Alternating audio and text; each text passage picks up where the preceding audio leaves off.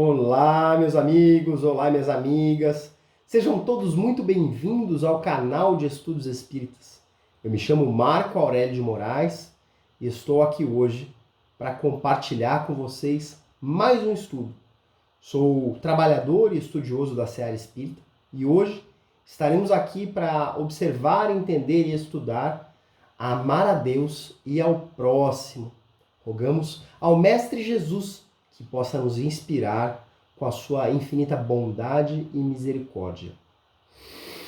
Reza a tradição judaica que um hebreu deveria ir a Jerusalém pelo menos 3 vezes na fase adulta. E Jesus, já prevendo isso, enviou e pediu aos seus apóstolos que fossem antes aos seus apóstolos João e Tiago, que abrissem o caminho e fossem antes do que ele a Jerusalém, que na sequência ele iria. Mas que fossem a Jerusalém através de um caminho não muito convencional, que fossem através da Samaria. E os apóstolos não entenderam. Ora, mestre, por que a Samaria? Não é uma rota comercial, é uma rota desértica, uma rota perigosa, uma rota que geralmente tem salteadores, ladrões, assassinos. De mais a mais, os samaritanos não são um povo bem visto, são um povo misturado, misturam-se tradições. E lá não seremos bem-vindos. Aqui, façamos um parênteses. A história das 12 tribos de Israel. Primeiro, descenderam de Abraão, que teve um filho chamado Isaque, e que teve outro chamado Jacó. E Jacó, por sua vez, teve 12 filhos, que deram origem às 12 tribos. Seria semelhante aos estados brasileiros. Só que após a morte do rei Salomão, houve uma disputa, uma verdadeira guerra. E uma dessas tribos era a tribo dos judeus, e a outra, a tribo dos samaritanos, provenientes da Samaria. E Jesus pertencia ao povo judeu. No entanto, pediu aos apóstolos que fossem a Samaria. Então havia uma rixa, havia uma disputa, havia um mal-entendido entre os judeus e os samaritanos. E mesmo assim, o mestre pediu que João e Tiago fossem a Jerusalém antes dele, mas que parassem e pedissem abrigo aos samaritanos, fossem a Samaria. Reza também a tradição do povo hebreu que um peregrino que estivesse em viagem e pedisse abrigo deveria ser abrigado por no máximo 3 dias. Que um morador local deveria abrigar um peregrino que estivesse em viagem. E por isso, Jesus pediu aos seus apóstolos que assim fizessem. Não entendendo muito bem o propósito do mestre, seguiram em viagem. Então lá foram João e Tiago. Digamos que eles andaram por horas, andaram por uma rota perigosa, desértica. Não haviam asfaltos, não haviam estradas, não haviam calçadas. A viagem era um tanto desconfortável, mais longa, e assim eles foram. Depois de horas, chegaram a Samaria e pediram abrigo aos samaritanos. Os samaritanos, obviamente, perceberam que não eram samaritanos, que se tratavam de judeus, pelas vestimentas, pelo sotaque, pela forma como se portavam, e disseram: não, aqui não. Vocês não são judeus? Pois sigam. Por que vieram pedir abrigo aqui, na Samaria? Não, aqui vocês não serão bem recebidos. Sigam. Nem água eles tiveram. E foram num lugar, não conseguiram. Foram bater outra porta, não conseguiram. As portas não se abriram. Logo em seguida, chega o mestre. E o mestre Jesus diz: o que aconteceu? E João, num ato impensado, responde: mestre, não nos deram abrigo. Mas sabemos que um peregrino que não é abrigado, a família que negou abrigo ao peregrino pode ser morta. E aqui, se o senhor quiser, mestre, eu posso rogar ao Pai que queime, que mande labaredas de fogo àqueles que não nos receberam. Aliás, a toda essa cidade. A gente pede a Deus e Jesus falou, nossa, convives comigo há tanto tempo e não sabes que eu vim trazer a vida e não a morte, a concórdia e não a discórdia. Não sabes que o Pai e eu somos um só em pensamento, um só em vontade. Portanto, sigamos viagem. E foi uma lição.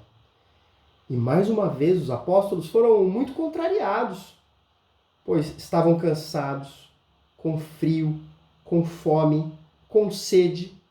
E o mestre, com um tamanho bom ânimo, com um tremendo nossa! Será que o mestre não tem bolhas no pé? Mas nem alpargatas ele está usando. Que sandálias desconfortáveis são essas? E mesmo assim ele quer seguir. Que bom ânimo, não é? Que exemplo! E ali eles seguem a viagem rumo a Jerusalém.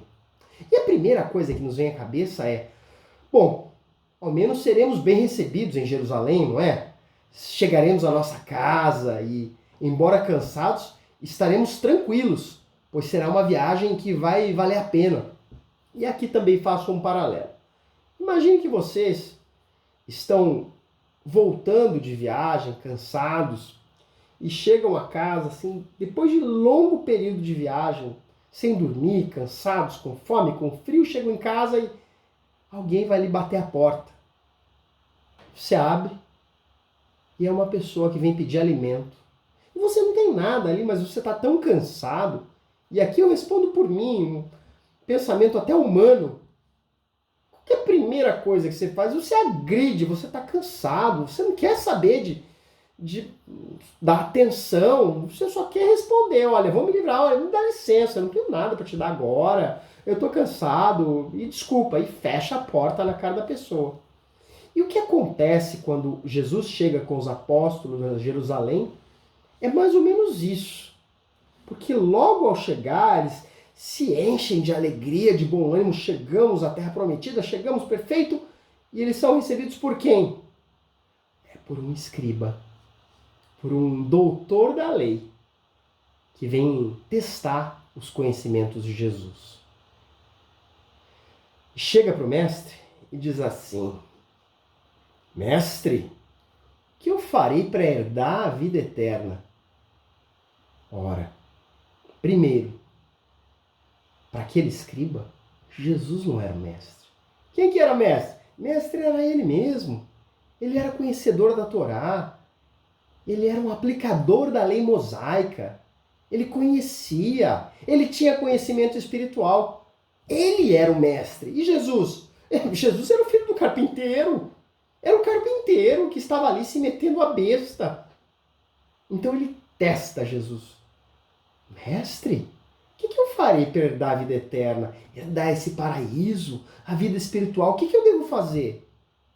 E Jesus lhe responde usando uma técnica maiêutica, utilizando-se de Sócrates, da técnica socrática, respondendo uma pergunta com outra pergunta. E ele fala assim, o que é que está escrito nas leis? Como as lê tu? Ora, você não sabe? Você não é o profundo conhecedor da lei? Você não é o escriba? O que está previsto na lei?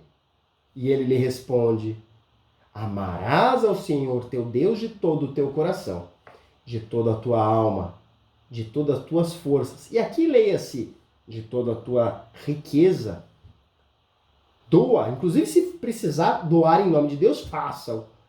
De todo o teu entendimento e ao teu próximo como a ti mesmo. E Jesus fala, respondeste bem, faze isso e viverás. Vejam, notem, Jesus não entra no embate de quem sabe mais. de que quem era o conhecedor da lei, como estava escrito. Tampouco ele agride a lei. Ele não fala contra a lei mosaica. Ele não reage contra a Torá. Então Jesus é colocado numa sinuca de bico, num verdadeiro teste perante os seus apóstolos. E poderia agir com violência, poderia responder com embate. No entanto, Jesus calmamente responde através de perguntas, utilizando-se da técnica socrática, da maiêutica. Ora, você não sabe a lei? Você não conhece? O que é que está escrito?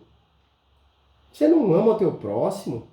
Porque quem ama a Deus, ama ao próximo, ama a sua criação. É impossível amar a Deus e não amar os seus filhos. É impossível amar a Deus e não amar a sua obra. E aí, o escriba responde dessa maneira a ele. E Jesus conclui: faze isso. Faze isso e viverás. Ou seja, você vai ter a glória eterna, você vai ter a vida eterna. Se você aplicar esse mandamento maior, amando a Deus e amando a sua obra, amando a sua criação, mas aí, mais uma vez, Jesus é colocado num teste, em que o escriba diz assim: mas e quem é meu próximo? Obviamente, ele queria ouvir que o próximo seria judeu, que o próximo não era samaritano. Não, Jesus não responde isso. Como é que Jesus responde? Bem, Jesus responde através de uma parábola, de uma técnica chamada dialética, de uma técnica platônica, apresentando uma história segundo personagens, de acordo com a cultura da época, de acordo com o conhecimento local, algo que vive por muito tempo, uma história que não é perdida, não é adulterada no tempo, que é a chamada parábola do bom samaritano. Mais uma vez, sem entrar num conflito de interesses com o conhecedor da lei, sem ofender a Torá, sem agredir, ele explica através da parábola do bom samaritano. Vamos a ela. Descia um homem de Jerusalém a Jericó. Descia. Mas por que descia, Marcou? Porque Jerusalém está 840 metros acima do nível do mar. Será que é só isso? Para os judeus, Jerusalém estava espiritualmente num nível acima. Jerusalém era um local sagrado, um local de tradições. Portanto, saía de Jerusalém para Jericó. Um homem, que homem? Samaritano, judeu, o que era? Paulista? Será que era corintiano? Palmeirense? Heterossexual? Homossexual? De direita, de esquerda? Jesus não narra assim. Como é que ele classifica? Um homem. Propositadamente Jesus fala um homem, sem adjetivar, sem caracterizar esse homem. Um homem descia de Jerusalém para Jericó. E o que acontece? Ele caiu nas mãos de salteadores, que os despojaram, espancando-o e retirando tudo que tinham. Deixaram semi-morto. Ou seja, roubam esse homem, espancam esse homem, despem esse homem, tiram tudo o que ele tem e deixam esse homem semi-morto. Tudo bem. E o que acontece? Ocasionalmente, descia pelo mesmo caminho certo sacerdote. Vendo-o, passou de largo. Como assim? Um sacerdote, um conhecedor da lei, alguém que espiritualmente conhece a lei, que conhece a Torá, que tem responsabilidade, viu aquele homem despojado, espancado e foi embora. Será que nós não agimos assim também? Por muitas vezes, enquanto conhecedores do Evangelho, enquanto conhecedores das mensagens do Cristo, não agimos de igual modo em situações em que podemos fazer algo e não fazemos? E aqui, embora não sejamos sacerdotes propriamente ditos, mas nos julgamos conhecedores com algum conhecimento espiritual e com responsabilidades.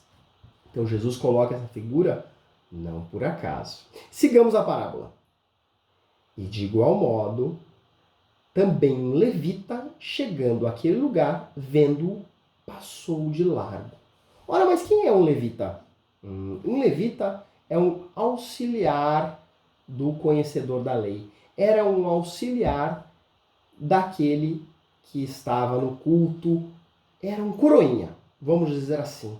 Era uma pessoa que tinha conhecimento espiritual, que era abaixo do sacerdote, e que, passando, foi embora.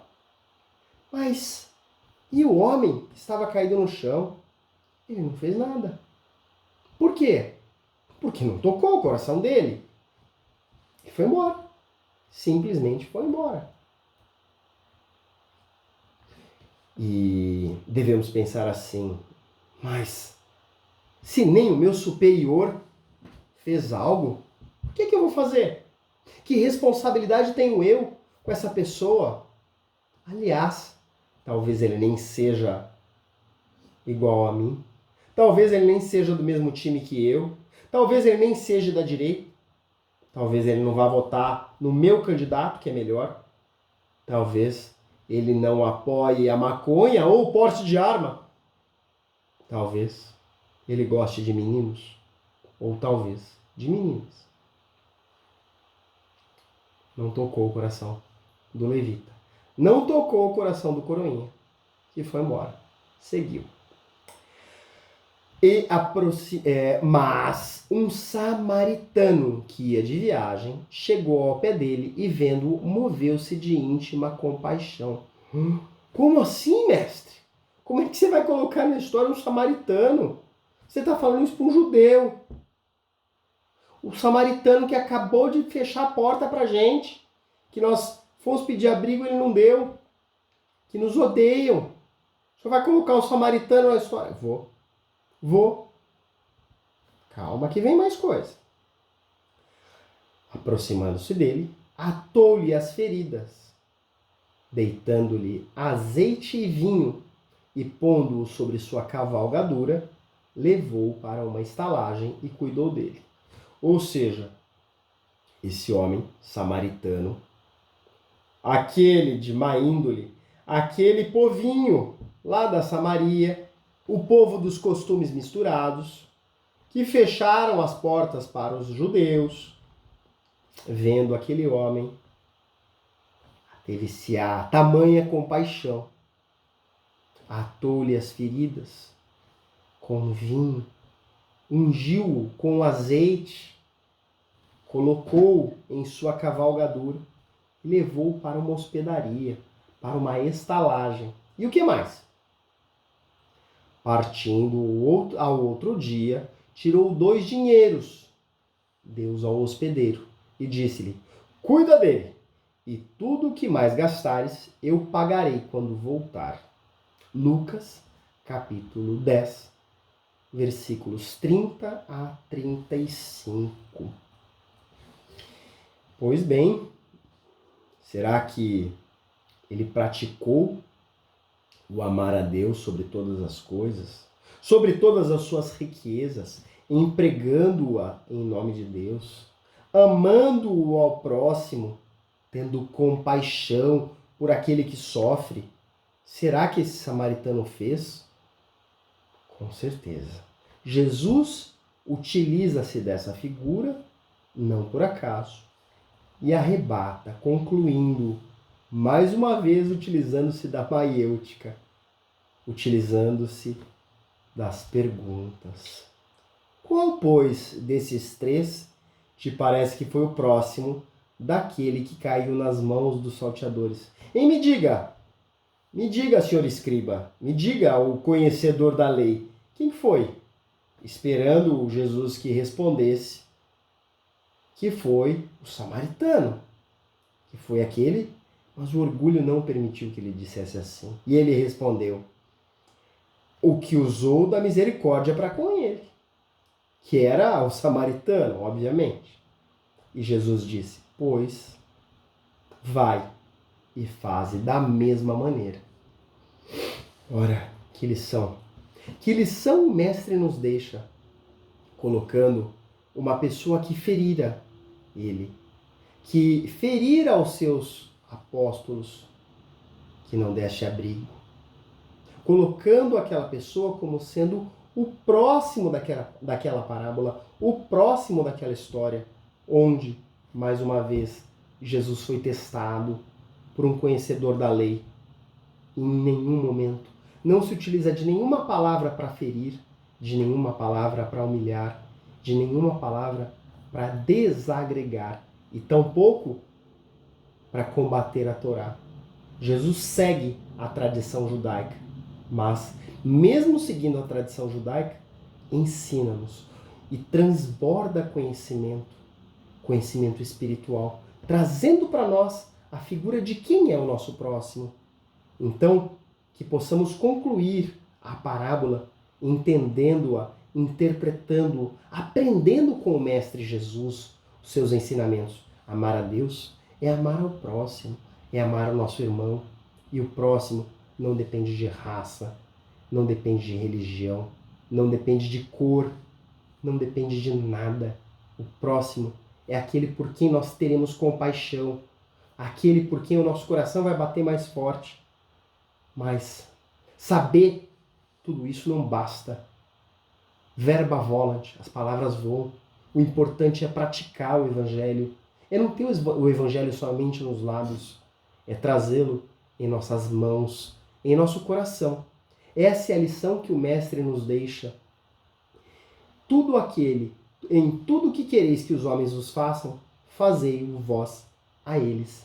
Isso está escrito em Mateus, capítulo 7, versículo 12. E por fim, quem diz que ama a Deus e não ama seu irmão é um mentiroso, pois quem não ama seu irmão ao qual vê, como pode amar a Deus a que não vê? Jó, capítulo 4, versículo 20. Que possamos, de fato, praticar o Evangelho nos ensinamentos que Jesus nos deixou. Meus amigos, me despeço. Um beijo no coração de todos.